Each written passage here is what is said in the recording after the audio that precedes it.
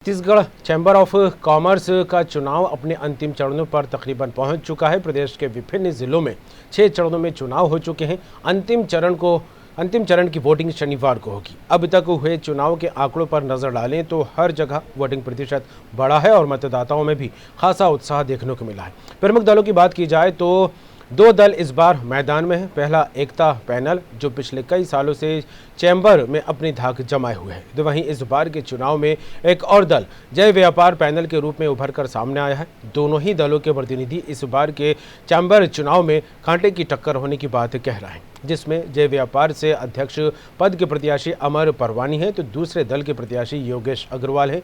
Chamber के चुनाव को लेकर चैम्बर और निर्वाचन आयोग द्वारा भी तमाम तैयारियां कर ली गई हैं। जिन जगहों पर मतदान किए जाने हैं उन जगहों पर तमाम व्यवस्थाएं की गई हैं। और ऐसे लोगों को तो चैम्बर में आना ही नहीं चाहिए।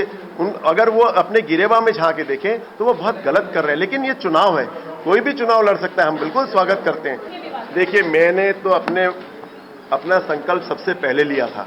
मेरे संकल्प पत्र को देख करके उन्होंने संकल्प पत्र बनाया है और मेरे में तो कई अलग अलग बातें, जैसे छोटे दुकानदारों की बातें, वो उस बात को कर ही नहीं रहे हैं। मैंने ऑनलाइन पोर्टल की बात अपनी कर रहा हूं, वो उनके पास कोई योजना नहीं है ऑनलाइन पोर्टल की।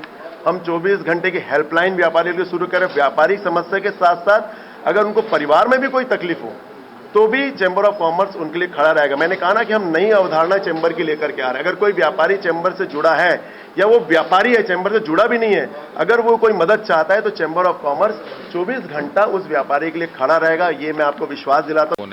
हम जाति विशेष के हिसाब से काम नहीं कर रहे हैं। देखिए, उनका संकल्प पत्र पिछले चुनाव में भी उन लोगों ने दिए थे, 3 साल निकल गया, उसका 10% भी काम नहीं किए हैं। ये उनको पूछना चाहिए। हम तो अपने ट्रैक रिकॉर्ड के ऊपर फाइट कर रहे हैं। हमको व्यापारियों ने हमको ये इलेक्शन लड़ाया है। हमारा अपना 7 साल का एक ट्रैक रिकॉर्ड है और उनका पिछले 3 साल का आप ट्रैक रिकॉर्ड निकाल लीजिए, 7 साल का ट्रैक रिकॉर्ड निकाल लीजिए। उनके पास कुछ नहीं बताने के लिए। देखिए, उनके पास 7 साल में बताने के लिए एक भी उपलब्धि नहीं है। कभी वो हमारे ऊपर कोई आरोप लगाते हैं, कभी कोई आरोप लगाते हैं, कभी कोई आरोप लगाते हैं। उनका काम ही है आरोप लगाने।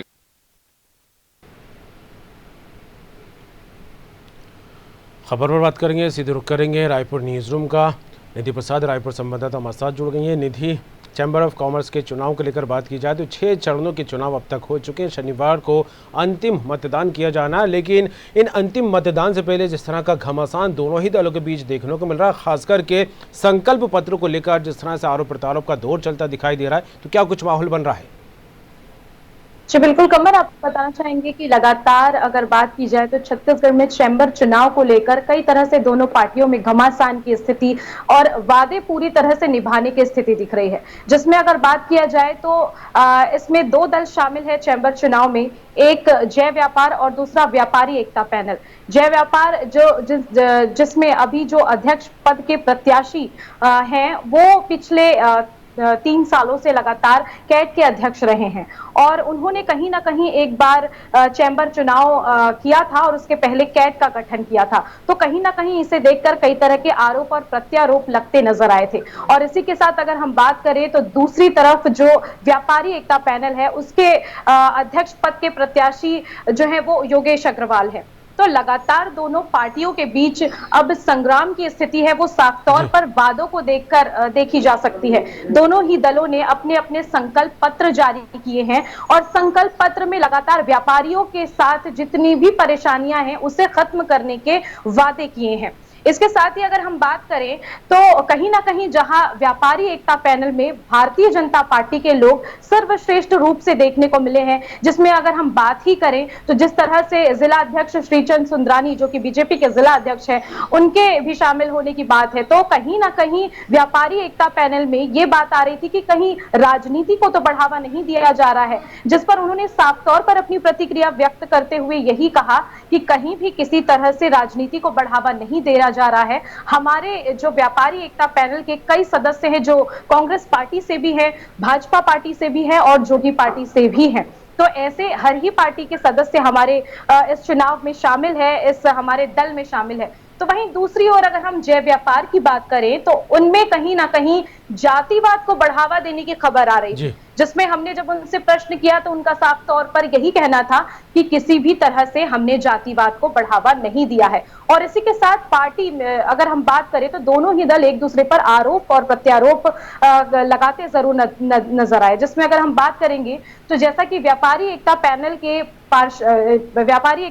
के जो अध्यक्ष पद के प्रत्याशी है योगेश अग्रवाल, उनका साफ तौर पर कहना है कि सबसे पहले तो जिस तरह से जय व्यापार के अमर परवानी है, उन्होंने साफ तौर से जैसा कि पिछले बार कैट का गठन किया था, कैट का गठन करने के पश्चात एक बार फिर वो अब चैम्बर चुनाव के लिए लड़ाई कर रहे हैं, तो फिर कैट का उन्होंने गठन किया ही क्यों? और कई तरह से कैट को लेकर तमाम इल्जाम भी उन्होंने लगाए और कहा कि जिस व्यक्ति ने कभी चैम्बर की सीढ़ी तक नहीं लांघी, इसके साथ ही 15 अगस्त हो या 26 जनवरी हो, उस समय आकर उन्होंने एक बार भी झंडा तक नहीं फहराया, वो किस तरह से चैम्बर चुनाव का ये चैम्बर चुनाव लड़ रहे हैं? आखिरकार ये चैम्बर में आने की स्थिति उनकी क्यों जाहिर हुई?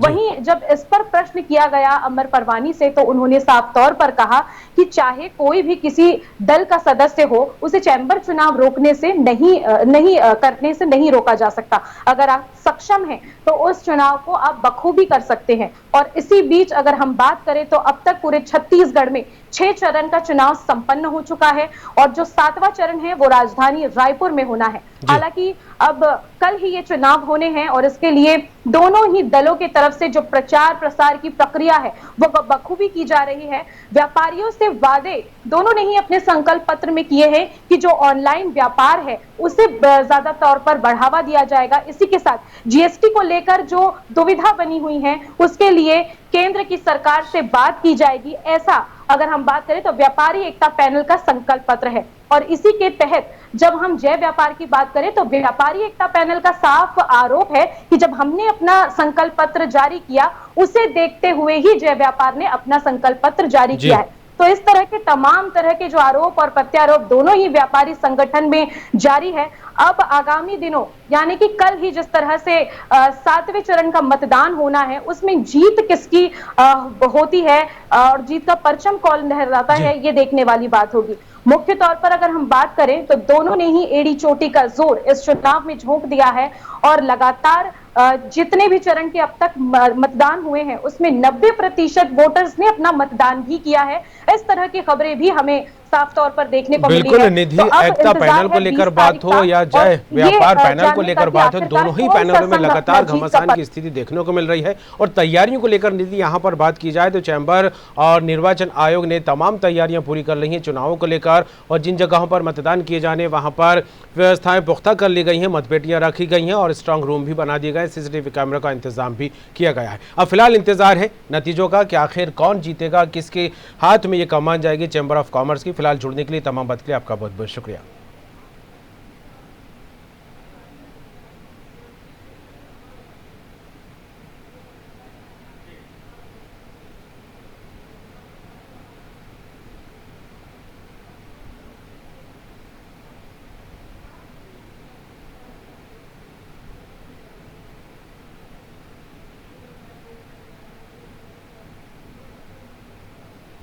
खास खबर में फिलहाल इतना ही, खबरों का सिलसिला जारी रहेगा, बने रहिए।